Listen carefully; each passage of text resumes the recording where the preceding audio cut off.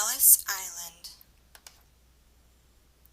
Immigration policies were left up to the states until 1890, when President Benjamin Harrison designated Ellis Island, located in New York Harbor near the Statue of Liberty, as a federal immigration station.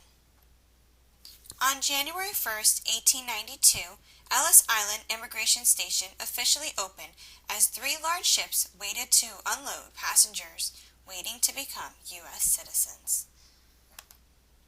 700 immigrants passed through Ellis Island that day, and nearly 450,000 followed over the course of that first year. Over the next 5 decades, more than 12 million people will pass through the island on their way into the United States. Ellis Island opened in 1892 and closed in 1954 as a federal immigration station, a purpose it served for more than 60 years.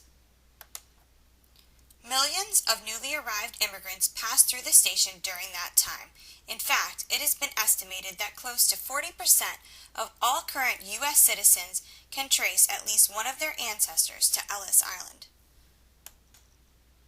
Many immigrants came to America seeking greater economic opportunity, while some arrived in search of religious freedom. Immigrants came from Germany, Ireland, Britain, Scandinavian countries, and from Southern and Eastern Europe. Among this new generation were Jews escaping from political and economic oppression in Russia and Eastern Europe. It is estimated that 484,000 Jews arrived in 1910 alone, and Italians were escaping poverty in their country. There were more than 4 million immigrants from Italy, and more Italians entered through Ellis Island than any other group. There were also Poles, Hungarian, Czechs, Serbs, Slovaks, and Greeks, along with non-Europeans from Syria, Turkey, and Armenia. The reasons they left their homes in the Old World included war, drought, famine, and religious persecution, and all had hopes for greater opportunity in the New World.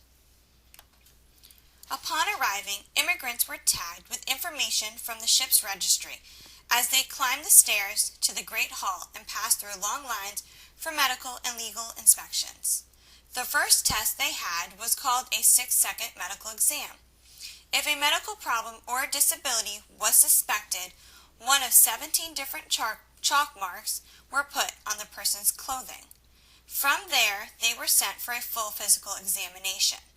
This was all to determine if they were fit for entry into the United States. While other passengers who passed the 6-second medical exam and weren't marked went to the Great Hall for legal inspectors, and from there they were processed. Important Ellis Island dates. From 1900 to 1914, the peak years of Ellis Island's operation, some 5,000 to 10,000 people passed through the immigration station every day.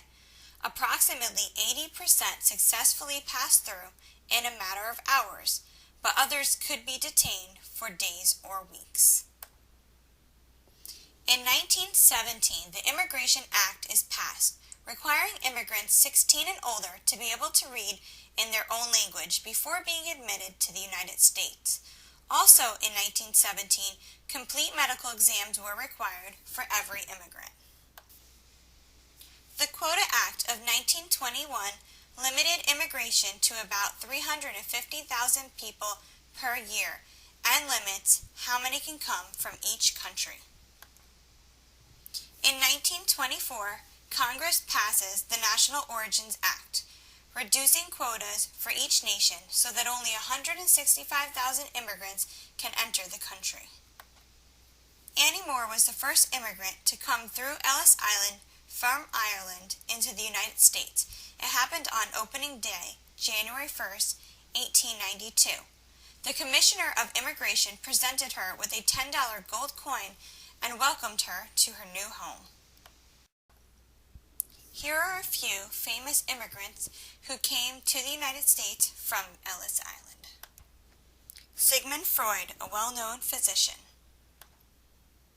Charlie Chaplin, an actor, director, and also known as a famous silent actor. Albert Einstein, a professor and Nobel Prize winner in physics. Bob Hope, a famous entertainer. And Max Factor, a famous cosmetologist who started his own line of makeup, named after himself, Max Factor. Now we will hear what some immigrants had to say upon arriving at Ellis Island. Oh God, I was sick. Everybody was sick. I don't even want to remember anything about that old boat. One night I prayed to God that it would go down because the waves were washing over it. I was that sick. I didn't care if it went down or not, and everybody else was the same way. Bertha Devlin, an Irish immigrant in 1923.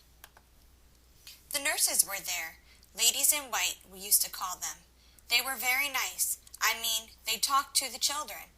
They stroked their hair, and they touched their cheeks and held our hands. When they gave us milk, sometimes, maybe if there was a pretty child, some nurses would kiss the child on the cheek. They were really very nice. Elizabeth Martin, a Hungarian immigrant in 1920. So when I came to Ellis Island, my gosh, there was something I'll never forget. The first impression, all kinds of nationalities. And the first meal we got, fish and milk, big pitchers of milk and white bread. The first time I saw white bread and butter. There was so much milk, and I drank it because we didn't have enough milk in my country. And I said, my God, we're going to have a good time here. We're going to have plenty to eat. Martha Foreman, a Czechoslovakian immigrant at Ellis Island in 1922. The doctors and everybody else that were supposed to interrogate us were dressed in uniforms. They had terrible effects on me. We were scared of uniforms. It took us back to Russian uniforms that we were running away from. Catherine Bayachek, a Russian Jewish immigrant in 1910. My sister developed warts on the back of her hand, so they put a chalk X on the back of her coat. The X's were put aside to see whether they had to be re-examined or deported. If they deported my sister, we couldn't let her go. Where would she go if they deported her? Some kind man, I don't know who he was, told my sister to turn her coat around.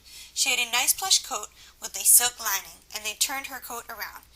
Victoria Ferdinand, a Macedonian immigrant in 1916. At Ellis Island there was nothing to do. You had to sit around. You could walk up and down among the crowds and wait for the man to come with chewing gum or an apple, but you couldn't go any place. Even prisoners go out into the yard, but we were kept in a place that was all enclosed. I could walk up and down, back and forth, and up and down and back and forth. That was the extent of my exercise. Edie Glasser, an English immigrant at Ellis Island in 1923. For more information on Ellis Island, go to www.ellisisland.org. The end.